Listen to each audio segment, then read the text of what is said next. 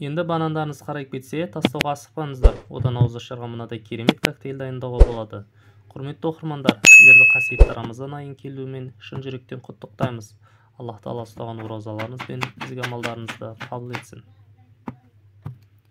Алдымен бананды майдалап тұрып блендерге саламыз.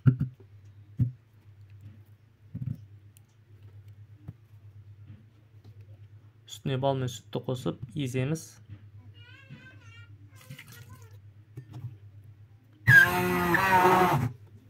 Нәтижесінде осындай керемет бананды коктейль дайын болып шыға келеді.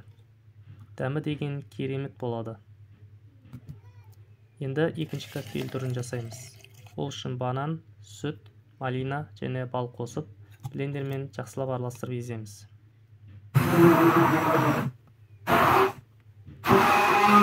Одан осындай ерекше дәмді коктейль дайын болды. Сонда бар болған екі ғана бананнан керемет коктейль жасауға болады.